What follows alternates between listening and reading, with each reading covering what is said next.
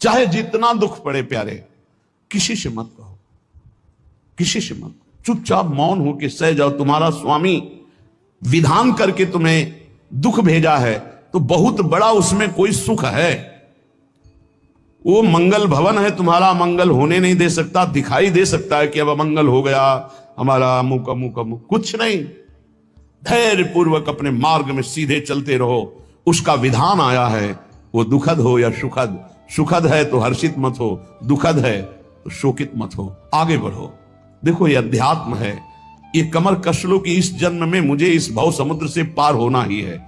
ये जो कमजोर दिल के होते हैं ना, अनुकूलता जहां मिली तो बोले जब से हमने भक्ति शुरू की सब काम चकाचक बन रहे। ये भक्ति का फल नहीं है, भूल मत करना।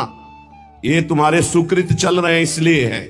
और जिस दिन दुष्कृत का फल आएगा उस दिन भक्ति करते हुए भी कदम रखना मुश्किल हो जाएगा, पग पग पर तुम्हें दुख मिलेगा। इस सिद्धांत को समझ लीजिए तो कभी आप निराश नहीं होंगे, शूरवीर होकर आगे बढ़ते रहेंगे। जो हमारी भक्ति ये नई फसल है और इस फसल की जो आनंद वृत्ति है वो भगवदानंद है, ज्ञानानंद है, अखंडानंद है, प्रेमानंद है। वो ये भोगानंद नहीं है, विषयानंद नहीं कि भगवान की बड़ी कृपा जो चाह वो भोग मिल गए।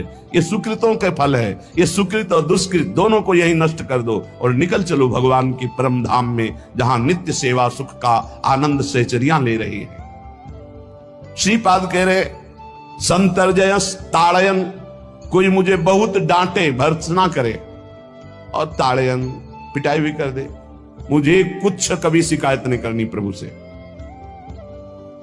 देख रहे हैं ना, वो उन्होंने विधान किया है ना कि इसको पीटो, तो हम चुपचाप पीट लेंगे, किसी से नहीं कहना।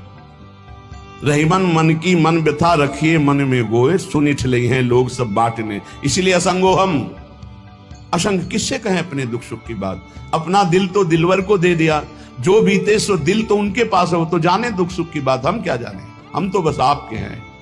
मौन, अपने विषय में न सुख की बात करे न दुख की, मौन। बात करे तो प्रभु की करे, नहीं तो मौन। मान लीजिए अगर ये मौन आप धारण कर लेंगे तो निकल जाएंगे माया से, नहीं तो किसी की निंदा कर देंगे, किसी का ऐसा कटु वचन बोल देंगे, परुख वचन बोल देंगे, भजन छीण हो जाएगा, भजन करने की वृत्ति नष्ट हो जाएगी। जीवन में अगर कोई हमें कष्ट दे रहा है तो हमारा कर्म है, ना कि कोई व्यक्ति। ये बिल्कुल सिद्धांत तक चर्चा समझ लो। वही व्यक्ति जो मुझे द्वेष करता, वही व्यक्ति जो मुझे कष्ट और दंड देता, वही व्यक्ति प्रणाम करके छाती से लगाकर आंसुओं की धारा से अभिषिक्त किया, तो वो व्यक्ति था या कर्म। जब कर्म भोग हो गया तो वही हृदय से लगा के अश्रुधारा से क्षमा कीजिए, बहुत ऐसा ऐसा नहीं, आप तो बड़ी कृपा की। व्यक्ति कभी कष्ट नहीं देता, मेरा कर्म उसके ऊपर सवार होकर मुझे दंड देता है, इसलिए मैं किससे कहूं। अपनी जबान से दांत कट जाए तो किससे कहूं। ये जो दांत, इससे जबान हमारी पीड़ा को किससे कहूं।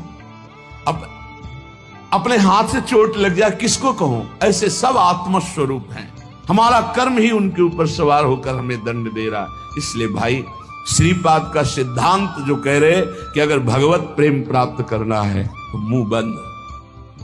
ना कभी वो रूप था, ना कभी वो रूप मिलेगा। बीच में जो भास रहा है वो श्री कृष्ण ही उस रूप में है। जिस रूप को तुम माता पिता परिवार मान रहे हो मेरा प्रभु है, ऐसा मान लोगे तो जीवन मुक्त हो जाओगे।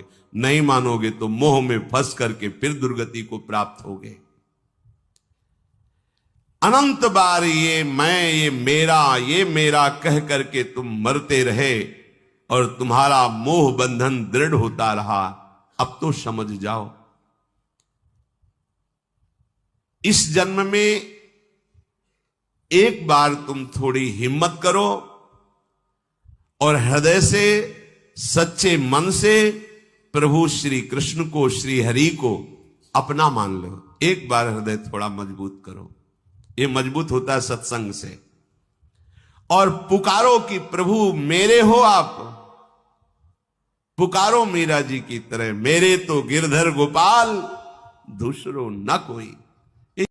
जिसके अंतःकरण में पाप है